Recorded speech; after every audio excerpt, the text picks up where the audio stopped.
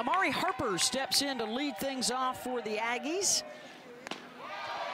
Off to one of their best starts since they joined the league. Their best finish ever is 3rd place. That's where they sit as they open up this series. We have turned the page now into the second half of the SEC season. They are a series up on most of the other teams. Right back to Beaver. The backhand over to first. One down.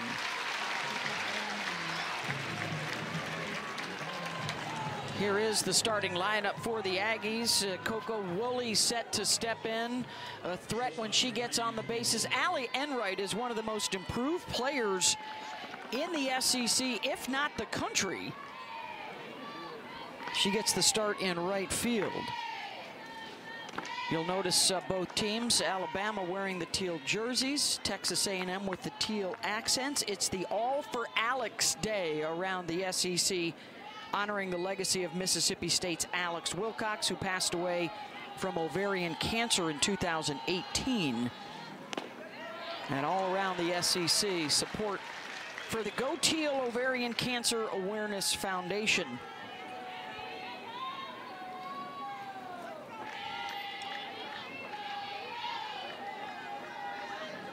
The 1-1 to Woolley. Coach Tricia Ford loves her dynamic athleticism. She's one of those players you're just drawn to. You got to watch her at the plate and on the bases.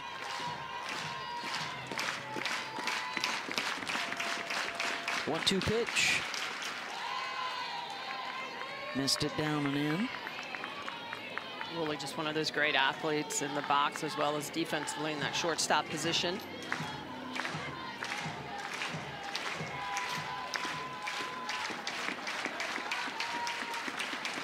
2-2. Count goes full. Doesn't chase. That's a good take on a pitch. It's very easy to go after, especially when you have 2 strikes trying to protect. Beaver, about a 3-to-1 ratio strikeouts to walks this season. And gets the strikeout, 2 down. Well, we talked a lot about Caleb Beaver's rise ball at the top of the zone, but showing Woolley a bunch of drop balls on the lower half, throws those drop balls just as hard in the low 70s. A lot of good movement, gets her to run that pitch down into the dirt. It's her first strikeout on the drop ball. And here is the matchup with Jazz Hill. First pitch swinging for Jazz, so you've got the SEC co-pitcher of the week against the SEC player of the week right here.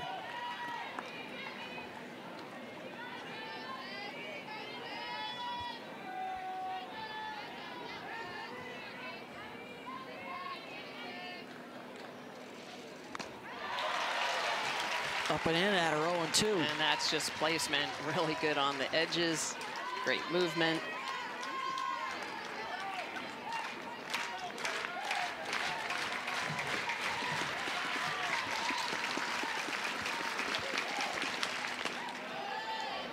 Try to get her to chase away. Last 8 games for Jazz, batting over 500 with a 1,400 OPS. So it's not just this week, it's the last few weeks. Well, look at that, goes down 0-2 and then doesn't chase the curve away, does not chase the rise in the upper half of the zone. That's why she has those 30 walks on the year. It's Texas A&M in that department.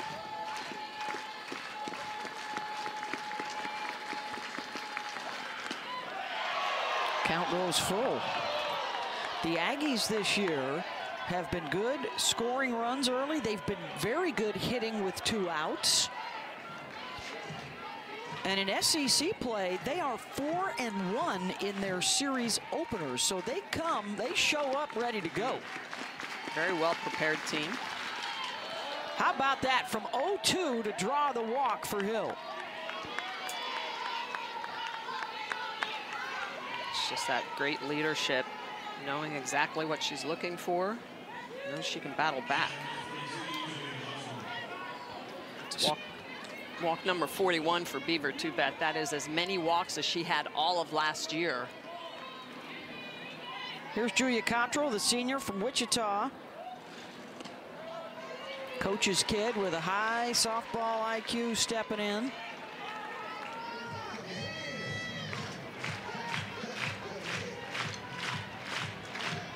Has played over 200 games now for 3 different programs.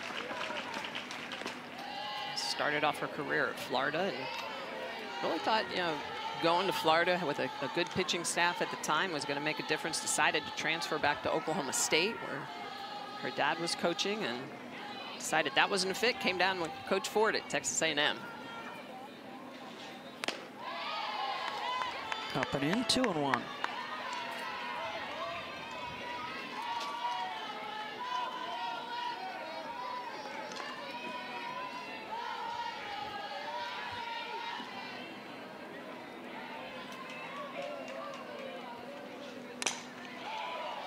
Backhanded at second. Hevlin pitches over to second for the force out.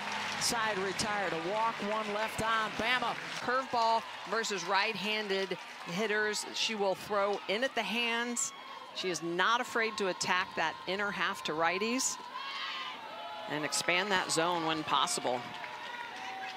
She will open up back-to-back lefties, Kristen White and then Kenley Cahalan. Everybody else in the lineup from the right side today for Alabama. And just for the second time this year, Smitty, they see a power lefty. They faced McKenna Reed in their Florida State win earlier this year. There's a look at the Tide. Cahalan is swinging the hot bat. 5-game hitting streak. She's reached in 7 straight. And an SEC play has an OPS of over 1,000. Chopped to short. Woolley is there. So initially here against Emily Kennedy, how will she fare against the righties and a lineup that has hit pretty well against lefties this year for Bama? Yeah, exactly, Beth, because they are very righty heavy, righty hitter heavy, and so Kennedy does like to attack those righties inside like we talked about, but it is that vertical separation, so she'll use that rise and that drop. But it's that nasty curveball that she can throw into righties. A lot of pitchers have a hard time throwing to the glove side of the plate, but not Kennedy. You know, as a left-handed pitcher, you've got to be able to throw inside to right-handed hitters. I don't know, but I'm taking your word for it as one of the all-time great lefties. I think the other thing, too, right, talking with both coaches this week, talked about the angle of her approach and her release is so wide that it's a bit of an adjustment at first. Let's look where she lines herself up, her feet on the pitching rubber. She's going to start to that far left side. That gives her more of an angle, especially against righties. Against lefties, it's almost, again, that unfair advantage lefty-lefty matchup where you can throw that backdoor curveball inside, so hit the river and go against. But you can see Kennedy, she is just nasty to right-handed hitters. Gets the left-handed Cahalan to pop it up. 2 down, and now the parade of right-handers for Bama will start with Kendall Clark. Well, and ironically, like that graphic shows, that batting average against, it's actually lower for right-handed hitters than it is to lefties. It's typically the opposite of what you would assume. Clark over 300 on the season. Junior college transfer. They had 7 starters returning from their World Series team a year ago, but also a big influx of newcomers, including the starting pitcher today, Caleb Beaver. And the batter here, Kendall Clark, who has reached in 8 consecutive games. That includes a home run Sunday that completed the sweep of Ole Miss, and boy did Alabama need that to get to 500 in league play, which is exactly where they were a year ago, believe it or not, and were able to have a big second half of the season and get to the World Series.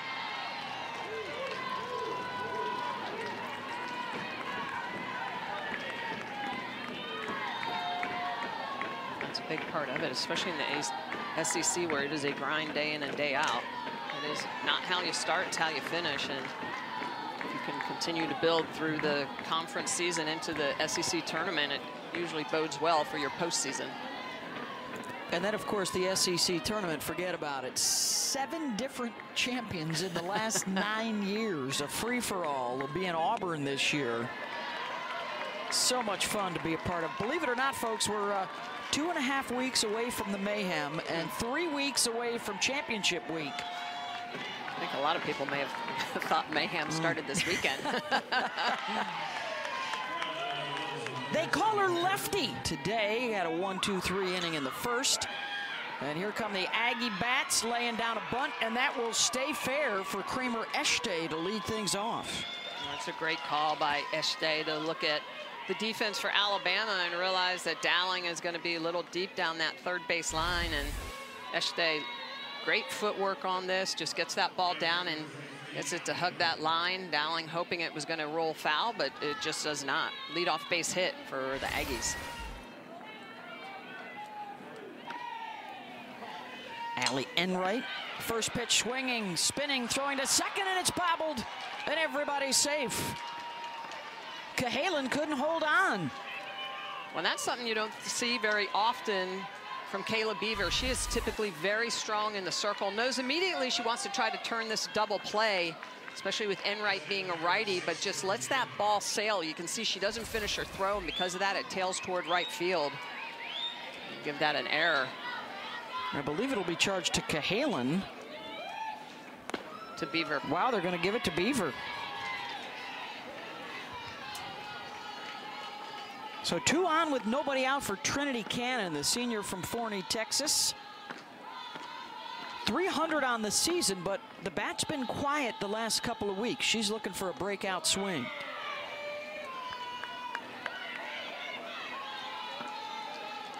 Her batting average has gone up every year. She's been one of their glue players.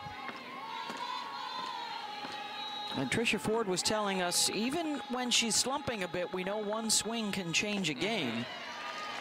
Well, that's just having faith and confidence in your players. Eventually they'll bust out. She is batting .302 with runners in scoring position.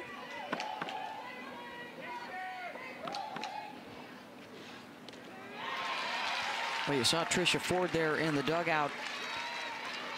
From year 1 last year to getting that winning feeling back at Texas A&M, and now year 2, they are pushing for the top spot in the league. Well, she did that at ASU as well. I mean, just an outstanding coach. Loves her analytics. I mean, really dives into the numbers aspect of the game. Yeah, success at Arizona State, getting them back to the Women's College World Series, and now hoping to do the same for the Aggies. Their last trip was 2017. Full count here at Cannon. And a called strike 3. That's the second for Beaver, 1 down.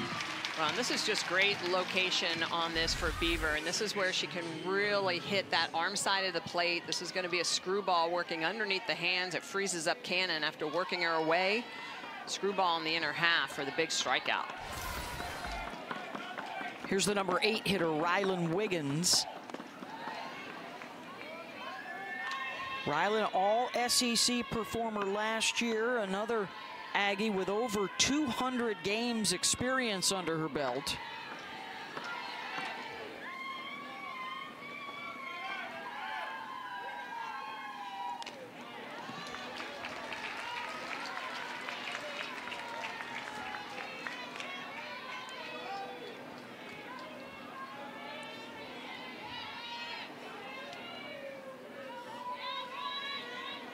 Beaver has been stingy with runners on base. Opponents hitting just 120 against her. Wiggins out to left. Johnson's got it, 2 down.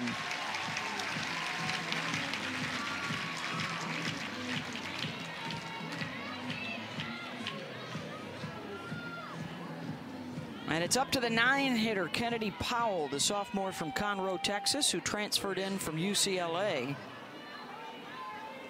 Good to have a 300 hitter in that 9 spot. Always is to roll that lineup over. And really the key for Beaver, even though she made that error and runners at first and second with no outs, she gets a couple of non-productive outs, helping her own cause there after that mistake. She'll face 3 lefties in a row here if Texas A&M can pass the bat.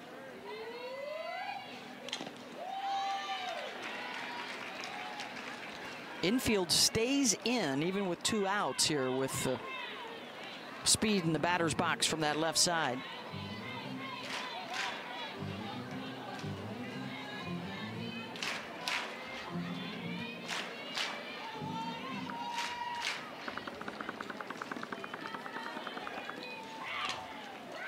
Chops that to second, and the scoop to first in time.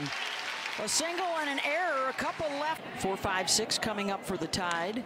They also have to take advantage of the Rhodes House, where they have one of the best home field advantages in all of softball.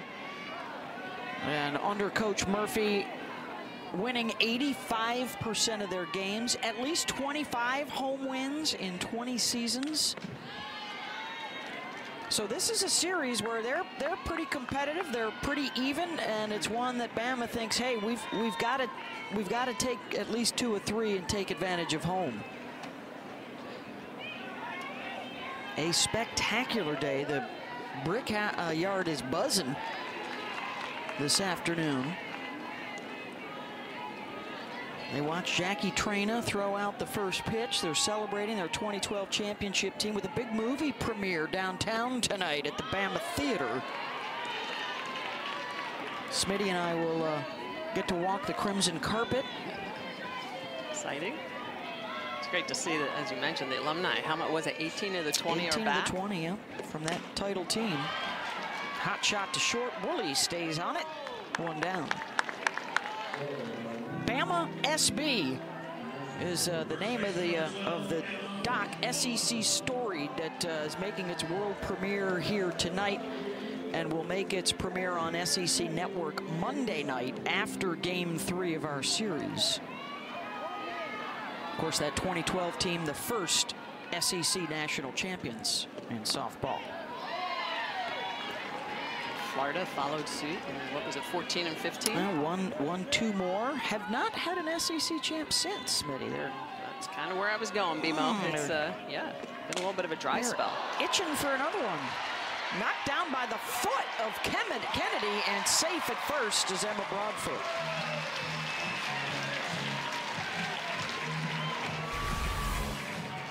This ball hit right back at her. Kennedy playing a little soccer, knocks it down with her trail leg and recovers very well. So you can see the way that she kind of knocks that down with her glove side leg and presence of mind to go back and get it. Makes it close at first, but Broadfoot able to beat it out. Base hit for Emma Broadfoot. First base runner for the Tide, and here comes Jenna Johnson in the 6th spot in the lineup. Grad student from Franklin, Tennessee. As Broadfoot gets some direction from Kayla Bro over there in the first base coach's box. Kayla back here on the capstone. Of course, she was the center field anchor for that championship team with Jen Fenton and Jazz Lunsford out in the outfield. Great outfield. Great team all the way around. Could swing it. Jackie Traina could throw it.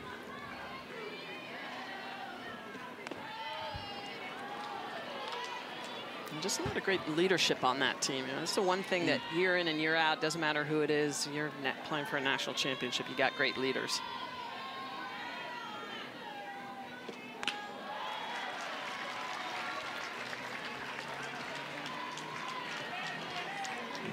Two, 2-1.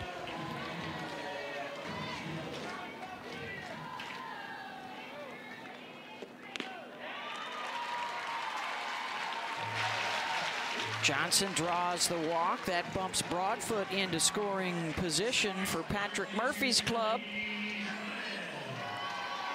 Let's see if Murph is he's gonna get a pinch runner on now out at second base. Broadfoot can re-enter, but that'll be Kinley Pate.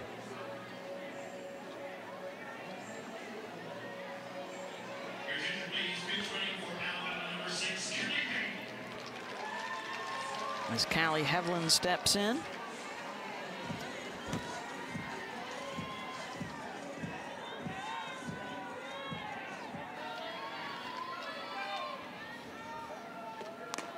Swing and a miss from Hevlin. Of course, Murph, a Hall of Famer with that national championship in 2012. 14 trips to the World Series, twice to the finals with the J-Train in the circle. They have never had a losing record in the SEC. And today they are fighting to get a game above 500. And if you think about it, there was that 10-year span. Beth, it was what, Florida and Alabama every year fighting for the top of the SEC. Pretty much. Yeah, last couple years that's changed, but Arkansas, Tennessee. This has consistently been the hardest place to play in the SEC. Well, and they're a big reason why. When they're in full throat, look out.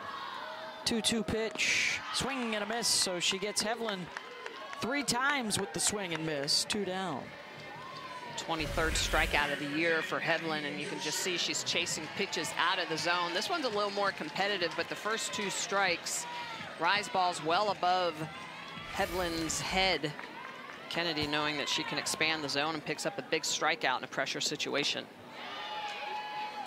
Down and in to Abby Dukeshire, the sophomore from Kindred, North Dakota. Got off to such a hot start in non-conference play, but has really struggled at the plate in the SEC. Looking for a breakout swing.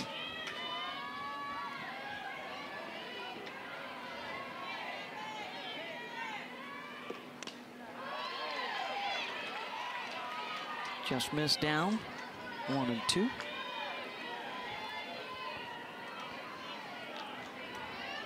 A lot of these Bama hitters off the plate, the righties off the plate. Well struck, out to left center, all the way back to the base of the wall. 1 run is in, they're waving Johnson around. The throw to the plate, not in time. And there's a bust-out at-bat for Dukeshire as she drives in a pair. Well, this is great adjustment by Dukeshire, where Kennedy had been working the righties on the inner half. Dukeshire's looking for a pitch on the outer half, and she gets it. That ball in the river, curving back into the zone, and Dukeshire just mashes it into the gap. There's a huge double for Dukeshire with 2 outs. Everybody's running, puts 2 big runs up on the board here in the bottom of the 2nd for the Tide. Riley Valentine will step in, a chance to pick up another one here with 2 outs.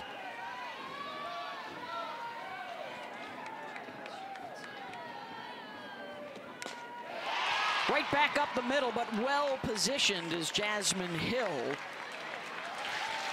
Side is retired, but Dukeshire. Gier hitting the ball harder. Now that's smashed right back up the middle. Amari Harper, the leadoff hitter in the lineup, will lead things off here in the 3rd with a base knock. And so, Beth, when we say hitting the ball harder, they physically are hitting the ball harder. And when you have that exit velocity, 70+ miles an hour or higher, you can really punch the ball past the infielders, and that's really what this team has been good at.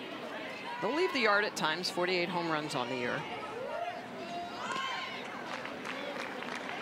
Woolley considers the bunt. She struck out on a drop ball back in the 1st. 2 strikeouts for Kayla Beaver. Texas A&M has had base runners each inning, could not jump on a walk or an error in the 1st and 2nd. Collision at second base. I think we're going to get an interference call on the runner here. And Harper is out for running into Hevlin.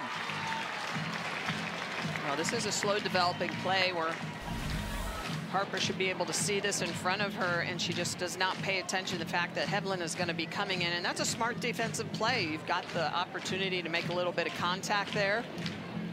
And I think umpires are going to talk a little bit about it.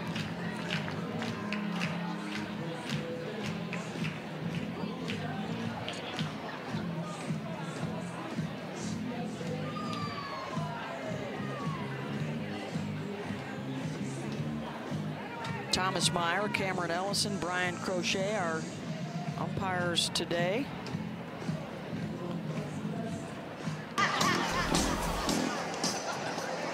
Play on the field is called interference.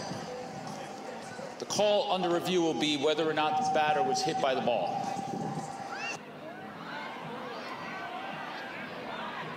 Oh, was she hit coming out of the batter's box? Yeah, so maybe they're trying to see if it actually went off of a part of her body, so it was a foul ball, or a dead ball would be called, excuse me. Well, that would save the runner.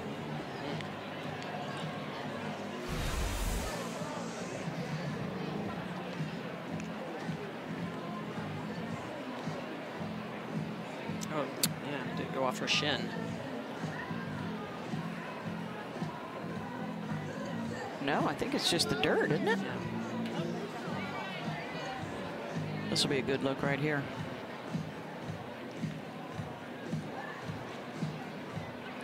That is just dirt. Just misses the front foot. I think the call on the field might stand here. Good that the SEC this year obviously has the umpires mic'd up and no reason to run off the field anymore in most cases to check with the Replay Review Center in Birmingham, the SEC offices.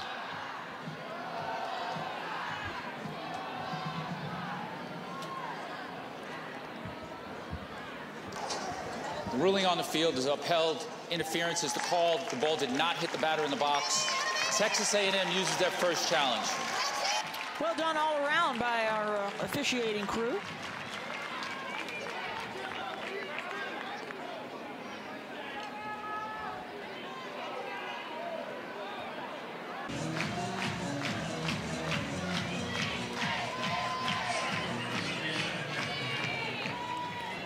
So Woolies at first with one out, and the number 3 hitter, Jazz Hill, who walked her first time up after opening up with an 0-2 count. Swings the opposite way. Clark tries to double off the runner. 2 down.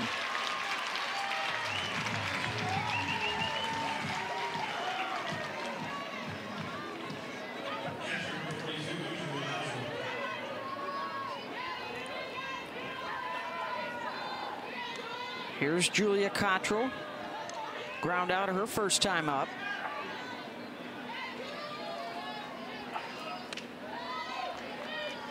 Opening game of our 3-game set. We're back with you tomorrow afternoon and then mic'd up Monday on the SEC network for game 3. 2-0 here, Alabama. Abby Dukeshire, a 2-run double. Runner goes, the throw down, and Cahalan couldn't scoop it out of the dirt. So Woolley with a stolen base to get into scoring position, and now they're going to call her out, say she left first base early.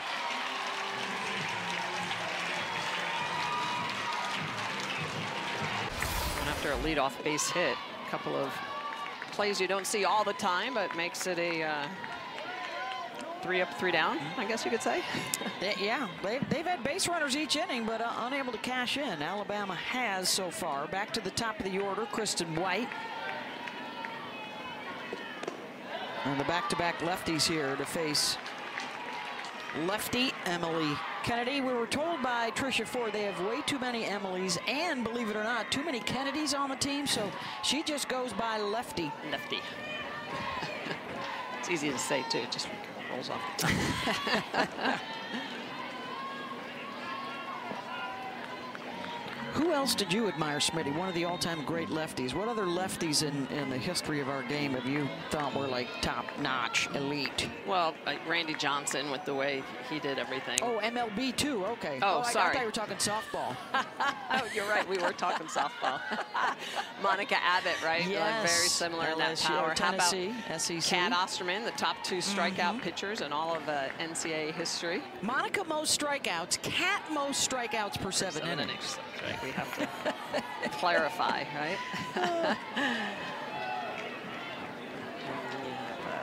All of the Oklahoma lefties that have won national championships. Michelle Granger. Oh, my gosh. Talking power lefties, you got to talk about her, man. She may have been one of the toughest to step in against. Oh. Like you weren't really sure. Most feared. She was a hit the Durham Bull kind of pitcher. Is it going to be right down the middle or in your ear hole? You know. Lefty Emily Kennedy gets the strikeout, her third. One down. Kennedy is tough on righties, but also to lefties. That curveball, and White just chases that down out of the zone. And it's just nasty. She's got a lot of that great vertical break. You look up in that with that rise ball, but coach has really challenged her to use the drop this year. Yeah, so, some folks that watch her pitch say she throws a lot of curveballs. Texas A&M though talks like, well, it's not so much a curveball as it is more of a drop ball. And one of the beautiful things about Emily is last year, you know, she was a drop ball pitcher and they said, no, you're not going to throw that anymore. We're going to throw rise balls. And then this year, the drop ball was able to come back, but they were like, no, don't throw that curveball so much anymore.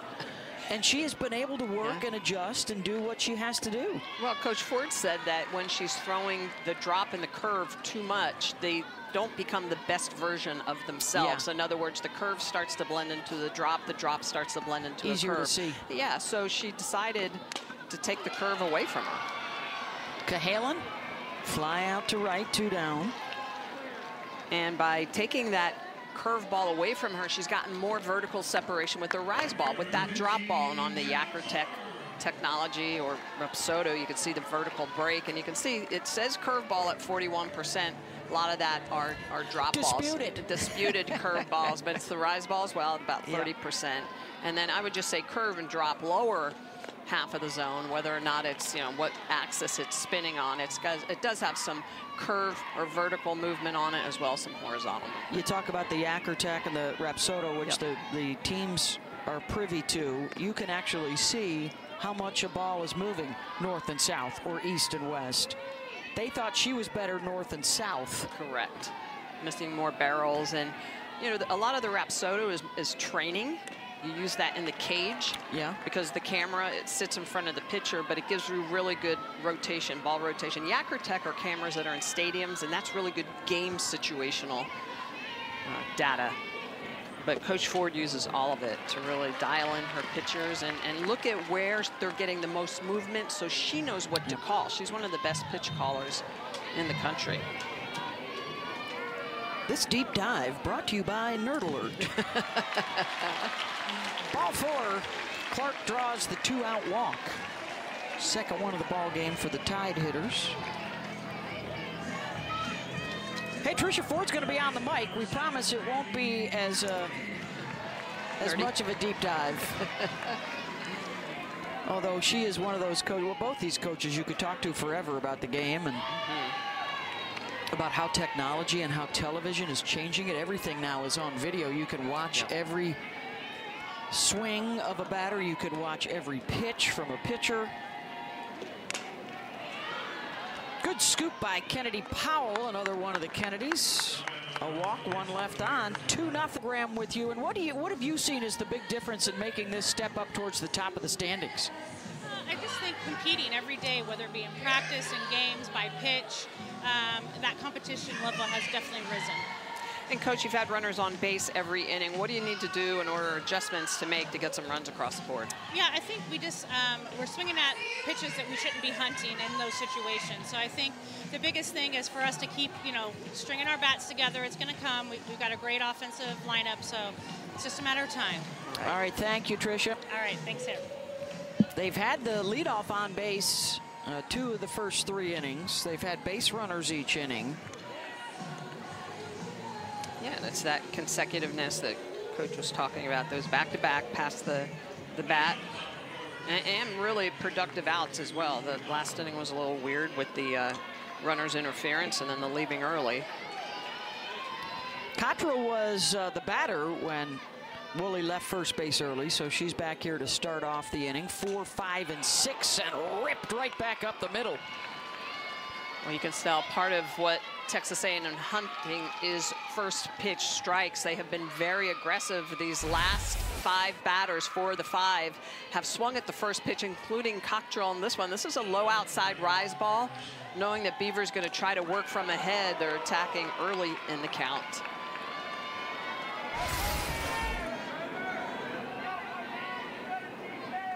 Third hit for A&M.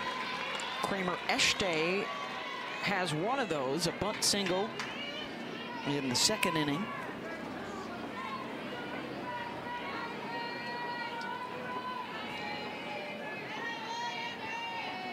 One runner in scoring position, that's been it. They have had other base runners erased by an interference call, another left by leaving the base early.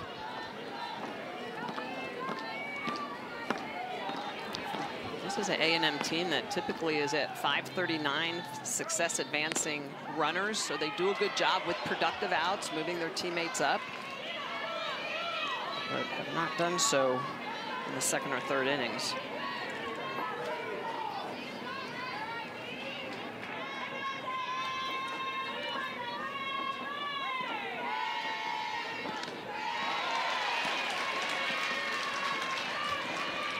To that point, Beth, 0 for 7 with runners on A&M. So at this point, they got to be looking to just try to get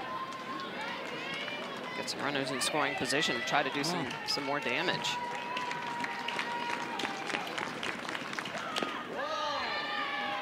Full count. I think that's the 4th full count already for Beaver.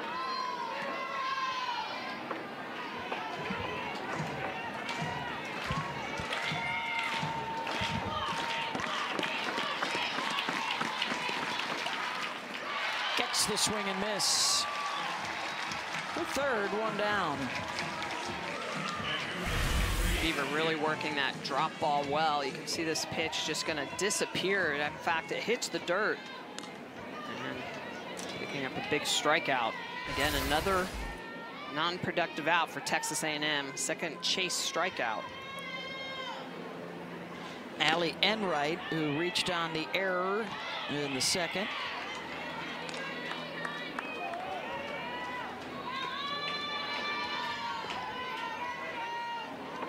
Transferred in from Arizona, now in her second year at A&M. And Tricia Ford was telling us the work ethic is just off the charts. She hit .210 last year. She's hitting .367 coming into the game today.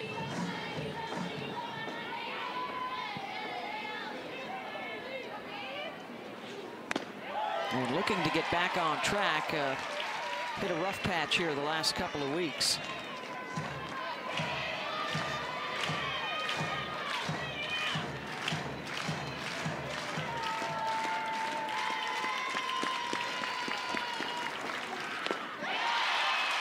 Another swing and miss, back-to-back strikeouts, 2 down. Now Kayla Beaver is one of the best at really working that setup pitch, going to come underneath the hands with the screwball, and then she's going to work curveball away. That ball is going to be just falling off the table, so it's a little bit of curve, a little bit of down. Great job of working the edges to pick up her 4th strikeout, 2nd consecutive.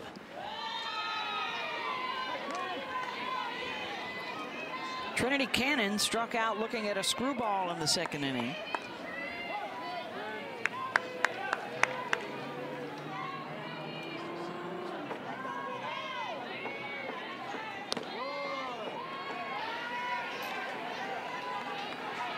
Two 2-0 as Kayla Beaver hits the 50 pitch mark.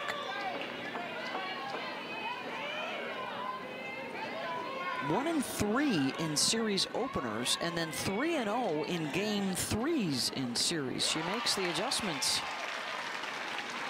Well, she's got a lot of different tools, and we've seen her use them here today. We talked a lot about a rise ball, but it's really been more curve and drop that she's attacked Texas A&M with today. And she's gotten them to chase in the lower half of the zone. Executing the scouting report. There you go. 3-1.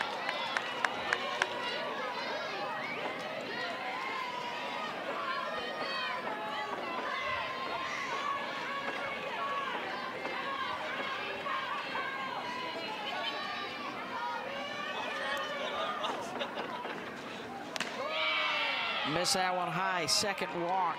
2 on with 2 outs. Hey, baseball from Los Angeles. And the pop-up caught by Cahalan on the grass. Love about seeing almost that entire team back in town. Oh, you know I was hired at 14, though, Beth. Come on. And it is so cool to have both of you here because both of you have been an integral part of softball for 20, 25 years. And basically every highlight that we have, it's your voices on it. So welcome back.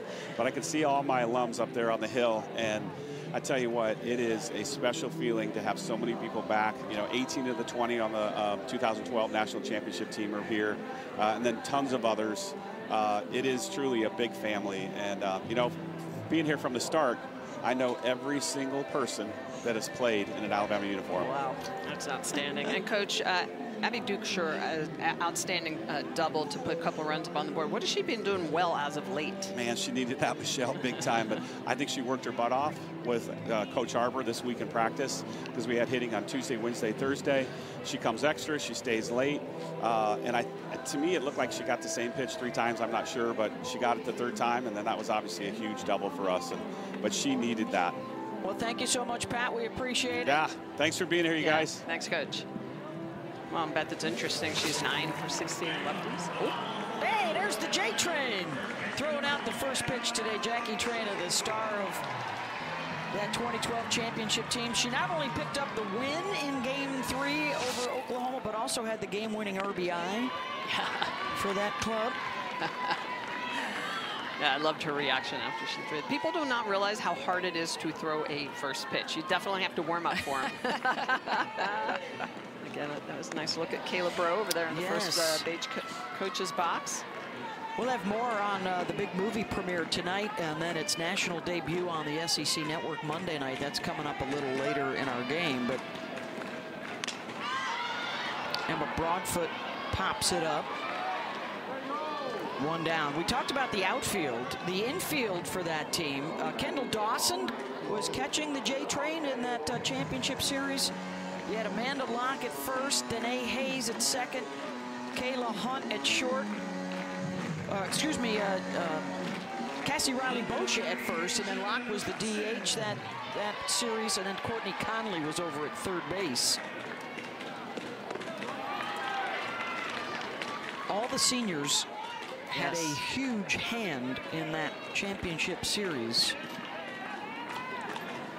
Motto that year was to finish it. They've been close. They've been close. Of course, they would return. That was Traina's sophomore year. They would be back her senior season to play for the national championship again. Lost to Florida in an all-SEC final.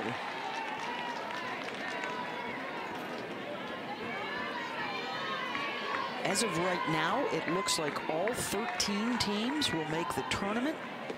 Possibly 7 of those would be hosting regionals. I think 11 of the 13 right now are in the top 25 RPI. That's crazy. It is crazy. Johnson foul. I think the question is, the parity is certainly there. The depth is certainly there. Do they have that powerhouse team that can win the championship? I think is what we'll find out in the next couple of months. Yeah, when you look at Florida and Alabama when they won, I mean, that was during that time when it was either one of those 2 clubs at the top of the standings in the SEC. Johnson, grounder to Powell, 2 down. So now there's just a lot more parity. You've got a SEC season where everybody's beating everybody up. I think a lot will depend on the health of Kiki Malloy, who was absent again yesterday in Tennessee's loss. But that's a team that was at the World Series a year ago with Alabama, and they reached the semifinals, lost to Florida State. They are atop the standings, followed by Florida. But again, if the Gators lose back-to-back, they lost to Missouri yesterday, and Texas A&M wins this game, then the Aggies would move into 2nd place. Remember, top 4 in the conference will get the byes in the SEC tournament. And Malloy, I'm told now, did play yesterday. But that was still a run rule win for Mississippi State. Wow. Ouch. Yeah, Kiki was back in the lineup in center field. They chased Carlin Pickens early.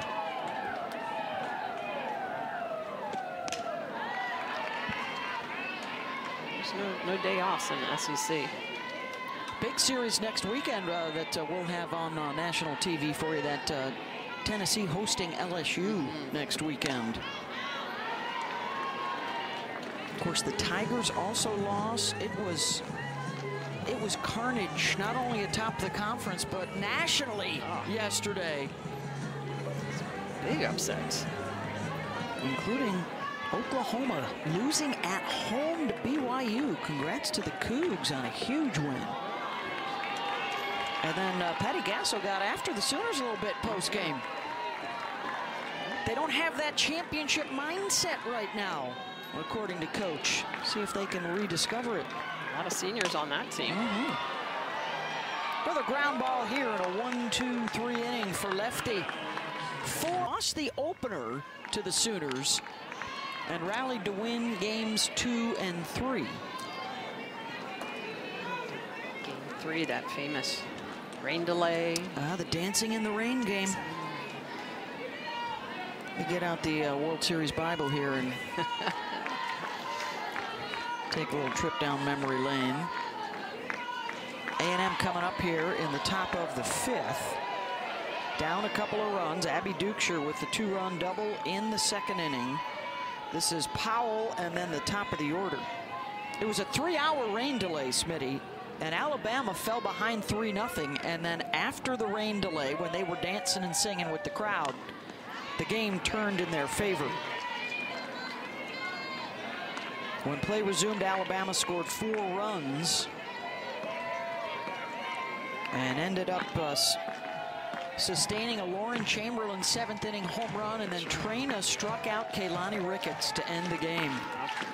Home run threat as well. And Kaylani Ricketts, who then I believe came back and won the national championship. The next year was that More Than Ourselves, the big tornado that had come through Oklahoma City just prior to the World Series. A lot of people think that 2013 OU team may have been the best ever. Of course, then last year they win it with only 1 loss. Yes. Gonna have to hurry. And a nice play in the circle from Kayla Beaver. 1 down. Good job by Beaver to get the Speedy Powell in that 9-hole.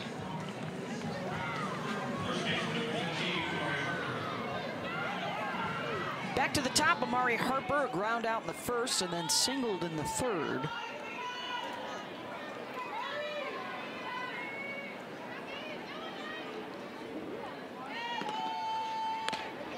Texas A&M has left 5 on base. They are 0 for 10 with runners on through the first 4 innings.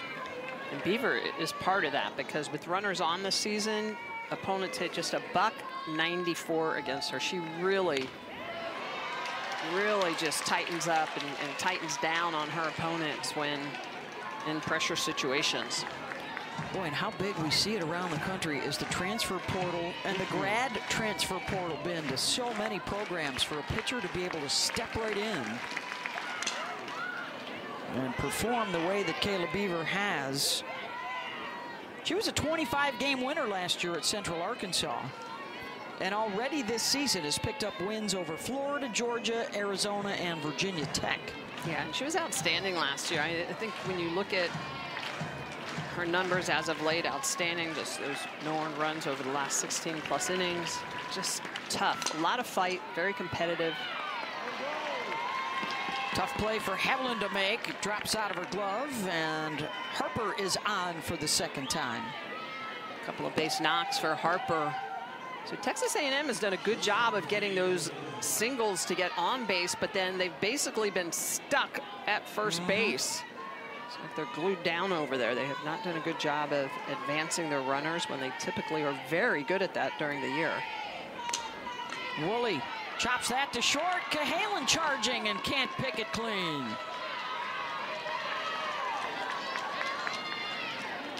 runner in scoring position for the first time since the second inning. Well, Harper and Woolley are great 1-2 hitters. Both have a lot of speed. They create defensive chaos. This would have been a tough play for Cahalan, even if she would have fielded this smoothly, just because of the speed of Woolley. No opportunity to get Harper because of the angle.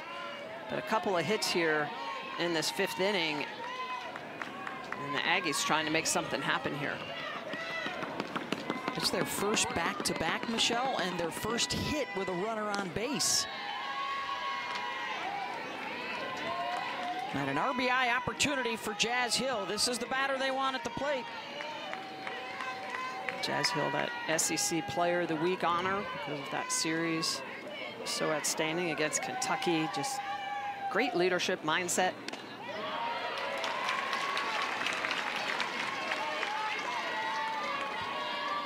Top 10 in the SEC in batting average, on-base percentage, and runs scored.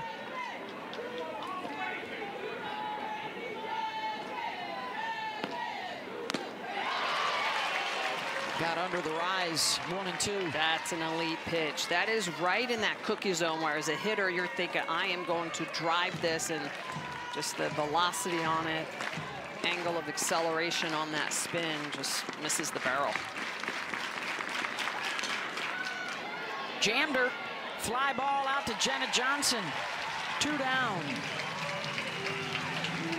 Hey, the 28th from Brooklyn. And that will be Caitlin Clark. I think the drama comes after that.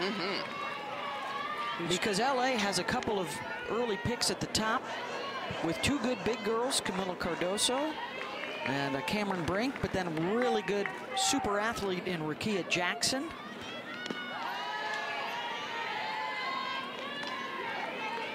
Just the fact that we're talking about the WNBA draft is awesome. It is awesome. What a year for college hoops. Hopefully some of that audience will continue on into the softball season with us on the road to the Women's College World Series. Julia Cottrell gets under it. Playable for Johnson. Back-to-back singles for A. And you see Texas A&M seeking its first ever. The best finish they've had is a tie for 3rd in 2017. Their SEC tournament.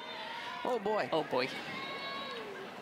Just follow Amanda Scarborough's Twitter if you want to. I was going to say, hear that story. Poor They're Scarborough. 1-9. They beat South Carolina 2 years ago, but it's yeah, it's been painful. And they've all been brutal ways to lose. So basically what we're saying, folks, is that they have not fared well in the SEC tournament. And there's a chance to change that. There is.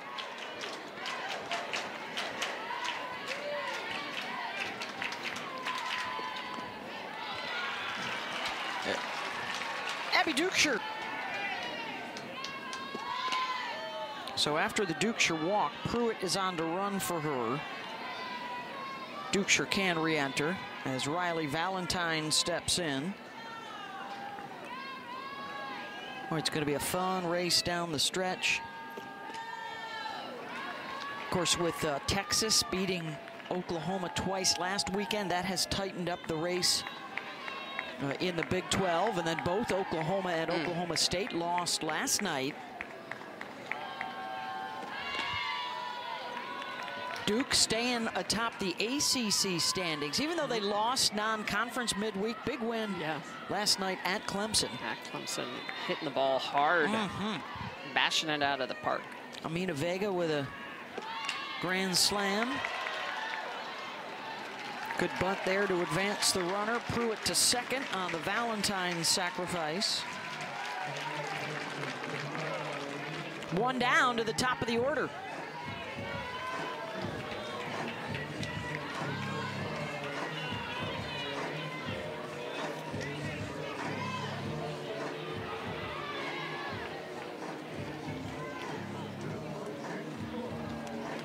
Let's see, Patrick Murphy may pull the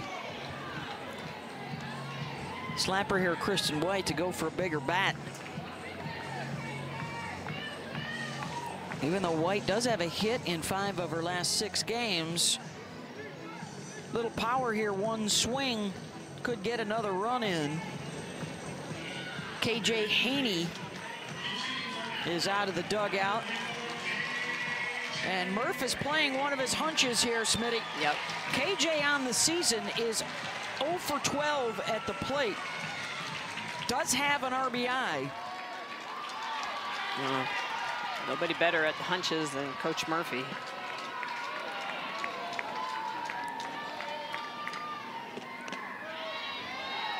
Haney looks at a strike.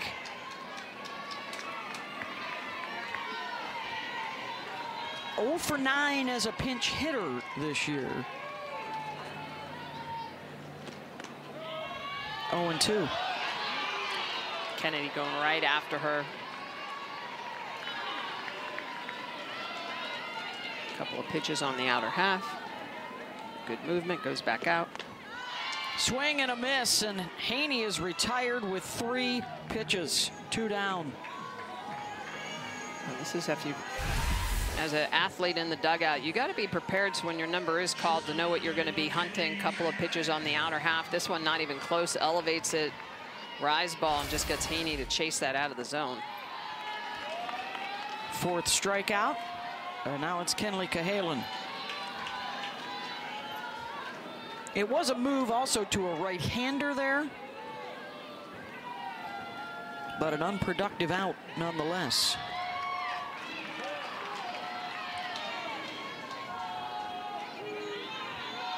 Kenley a pop-up and a fly-out, trying to extend her 5-game hitting streak.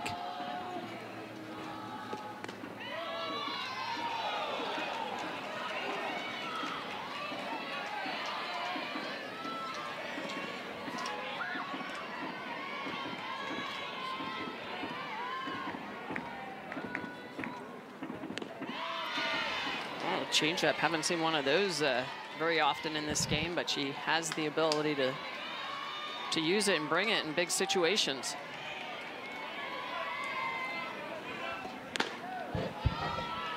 Missed it away. Full count.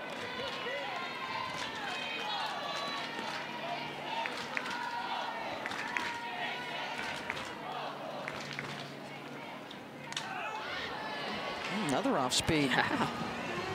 Well, you know, just 3rd time through the order is starting to mix things up a little bit.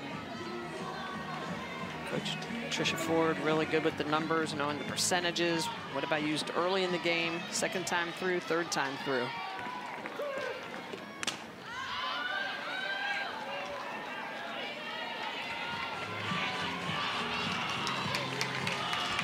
Good fight here from both sides.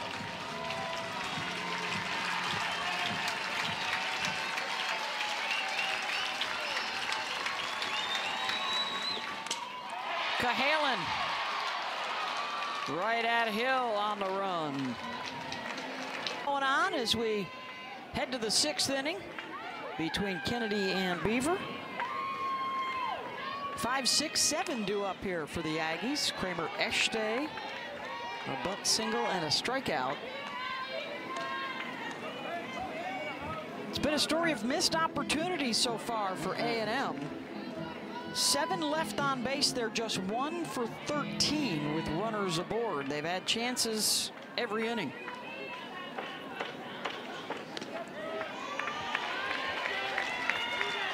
It's all that situational hitting that we always talk about. Those are the stats we always dig into, and they're the ones that really become meaningful in the game. Who can hit with runners on, who can hit with 2 outs, extend innings, who can limit damage.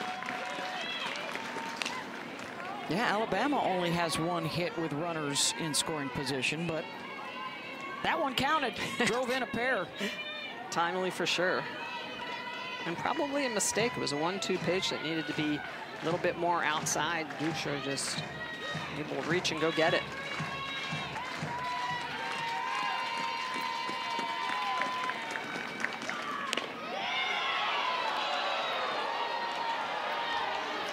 Threading the needle. Home folks wanted a strike.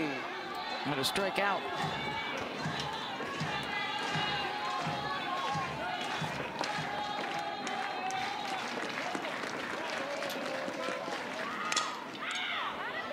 Slashes that one foul.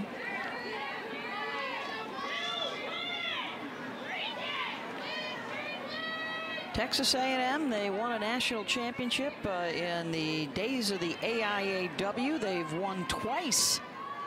NCAA champions back in 1983 and 1987. They've come close a few times since.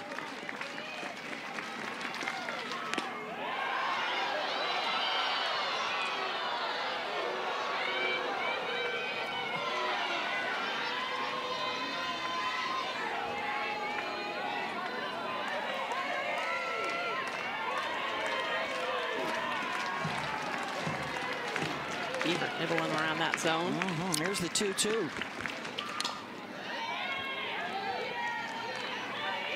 Ashday is a player who wasn't in the starting lineup early in the season, but then worked her way into it. The transfer from Louisiana. Texas native, Brenham. She's got a lot of different tools. She can run, hitting 322 on the season.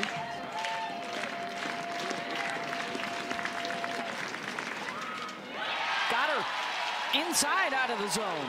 Strikeout number 5. Well, and that's just the energy of Kayla Beaver. She's working the outer half, doesn't get the call, so she comes in with the curveball on the inner half and just gets the chase, putting that pitch in the river. It's got a little inside movement to it, so not afraid to go into the lefties. Beaver has a lot of great spin speed to make that ball move. Look at those chases. Wow, 13.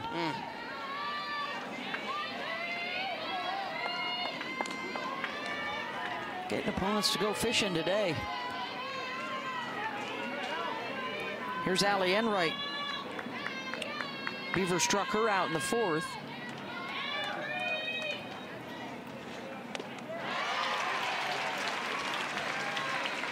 $70 miles an hour from Kayla. Out of Jackson, Tennessee.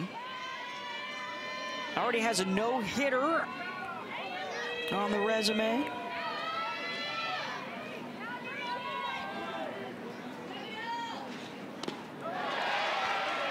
They're now working on over 16 consecutive innings of scoreless ball. After a pair of wins in the Ole Miss series last weekend. Just really tightening up her pitches as the season has progressed.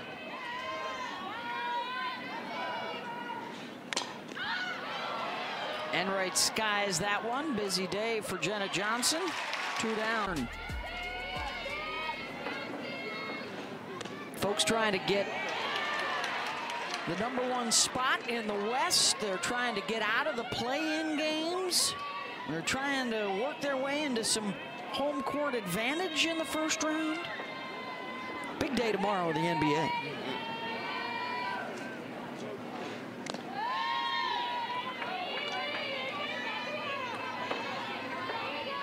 Kennedy Cannon, a strikeout and a walk today.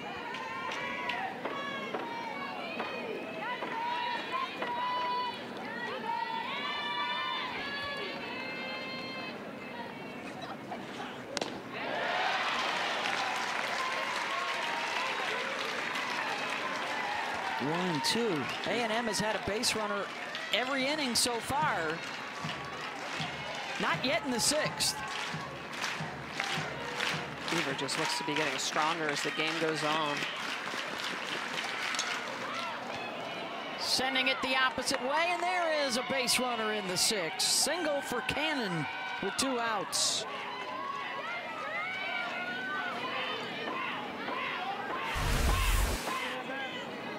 Opportunity for Cannon to make an adjustment here, and it's a rise ball in the inner half. She's jammed up, but just really finishes that swing and gets enough of it to get that ball out on the green. And because of her power, Kendall Clark, Kristen White playing deep and just drops that in the gap. Another base hit for Texas A&M. And it looks like we got a pinch runner and a pinch hitter. Is that Haley Golden over at first base to run for Cannon?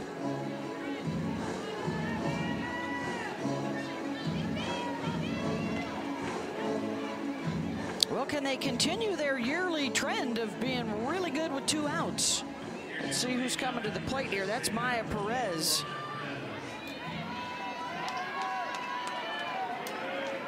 Maya 222 on the season with 5 runs batted in. She'll hit for Wiggins here at the bottom. This is an A&M team that typically scores early in games, so a bit different than what they've done in the past. Well, and the 8-9 hitters are the ones that have been leaving runners on base, so going in a different direction here with Perez.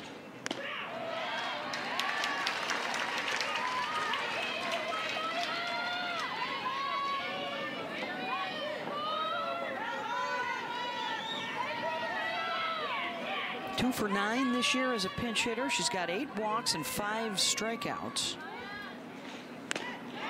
1-2.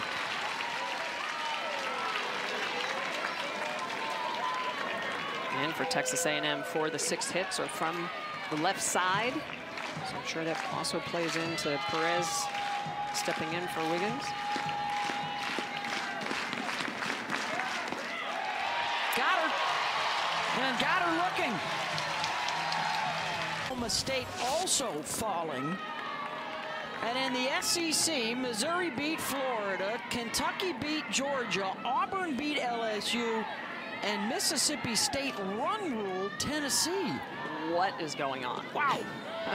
It's mayhem early. It is. Well, it just shows how much parity there is this year. I mean, you have to show up with that A game every single day. No excuses. Nope. You got to get out there and you got to make it happen.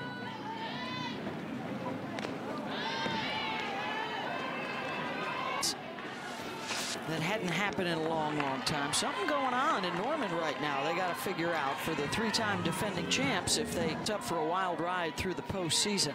Yeah, absolutely. Selection Sunday, by the way, is coming up fast. May 12th will be Selection Sunday. At the conclusion of championship week, all building towards the Women's College World Series. If you look at the top 10 this week, ground ball to third, 1 down. If you look at the top 10 this week, all of those teams have a loss to an unranked opponent this year at some point. Pretty crazy. Well, I think you see a lot of midweek losses as well, where some mid-majors will come in, they'll throw their ace, and it's an opportunity at times for the Power 5 to say, hey, I want to throw my 3 or 4 starter, give them an opportunity. And you can't do it anymore. Yeah. You mean like Campbell beating Duke this week? Yeah. Or USF over Florida that midweek? Would be it, exactly. But, you know, how do you get your youngsters that need experience, how do you get them quality starts? And that's why a lot of coaches schedule those midweek games, because they are so important for those bench players. 1-1 count here to Bailey Dowling. Because those bench players become your starters next year. Well, we were talking to Tricia Ford about it this week, and she really sees the game. You know, she's a pitching guru. She really sees the game headed in a direction where you're going to have bullpens now. You may have, you know, an A-game starter, but then you may see a situation where we start having to add more pitchers to rosters, just like you see in baseball, where you have people that come in for an inning or for an out. Absolutely. I mean, if you can even get 3 outs, you're such an asset to any staff. And that's why it is important for pitchers to also play other positions, to be able to play the outfield, infield, be able to hit. Look at that. Look at Kennedy, her number of pitches. Wow. Almost as much as the rest of the team. Tough to keep it up over the course of an entire season or even a conference season. 100%. And you know, just that innings of distress, or, you know, where you're high leveraged innings also that you see in a conference like the SEC, those things start to wear on you as the season goes on. Hung that one to Dowling down the line and just foul. Yes, yes, yes, and no at the finish. Which is the sign written on that foul pole down the left field line. That's a little bit more about the swing, but this is about the yes, yes, yes, it's fair until no, it's just not. And Dowling thinks it's gone. That is a left up in the air changeup. And there it is, the yes, yes, no. Oh, and then that came in and hit her Did it get her in the chest or in the arm?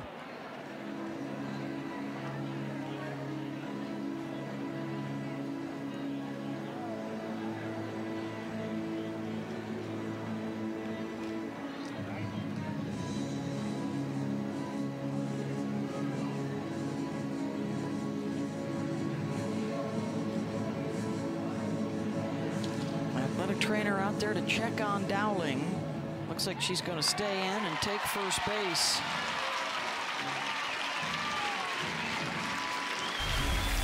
This is that angle that Emily Kennedy uses to really attack righties on the inner half, and this just comes in and gets her in the chest. That never feels good, getting hit hard like that. That ball as it approaches from that left side. Oh, she had already turned into her swing, and I think they're going to lift her here for a pinch runner. She could re-enter, we'll see. Texas A&M down to its last at-bat in the 7th, obviously. Cat Grill is on the run.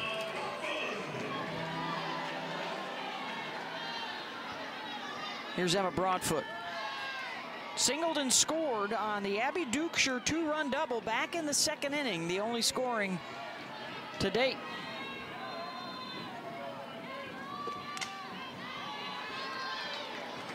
That last at-bat, by the way, for A&M will be 9-1-2.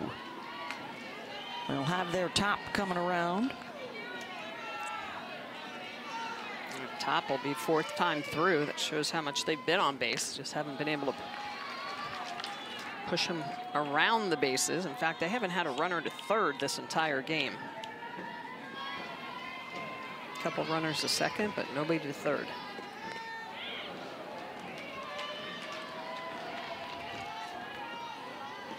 I think it would still be Kayla Beaver, but I think there is somebody up in the bullpen for Alabama. We'll check on that. It's Jocelyn Brisky. Just in case, she would be projected to be the starter tomorrow as well. Since that Dukeshire double in the 2nd, Alabama is hitless since. They have had 3 base runners with walks and a hit batter. But getting out hit by A&M 6-2. Liner to second, double play.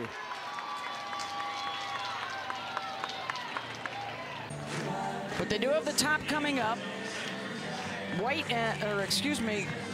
Harper and Woolley do have 3 of their 6 hits today. And first up is Kennedy Powell. They've had base runners all 6 innings so far.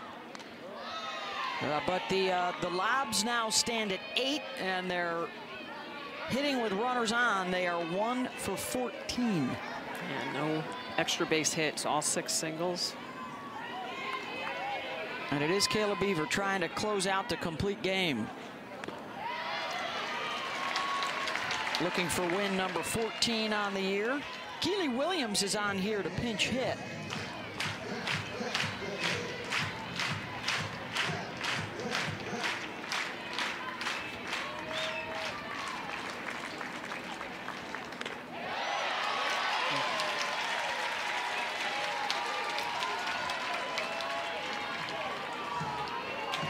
One and two.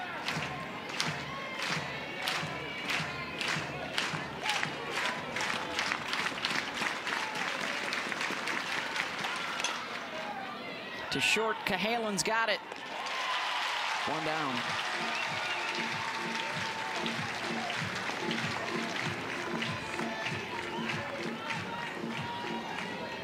Kayla Beaver's just been outstanding today. Texas A&M's done a good job of getting runners on base. They had the leadoff runners on base in the 2nd, 3rd, and 4th, but Beaver just a lot of non-productive outs thrown, a lot of strikeouts in key situations, pop-ups. 6 strikeouts on the day. And I think impressive, not a runner has reached 3rd base yet. I mean, she has just been stingy, giving up 60 feet once those Aggies get on base. Last weekend against Kentucky, their series ended getting shut out, trying to avoid that fate now back-to-back in the SEC.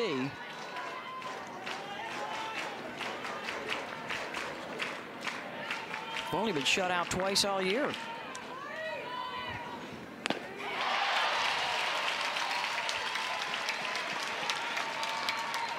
One, two.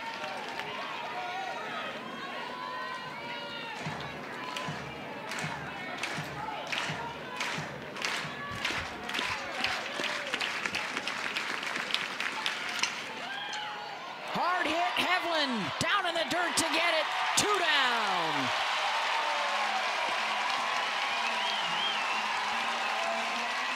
That's the type of defense that the Tide has been known for when they are strong supporting their pitchers. It is a game changer. Kelly Hevlin going into that 3-4 Call on the field hole. is being challenged by Texas A&M. It'll go to review. And it is under review. Birmingham.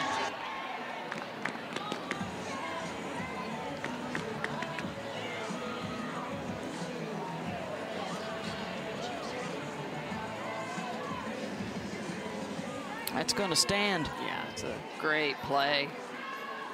Good job by Broadfoot over at first. Woolley singled her last time up.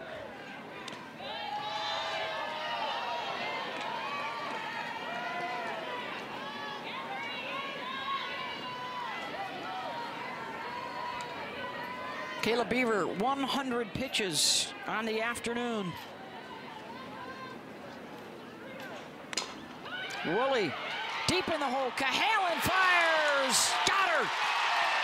And Alabama wins it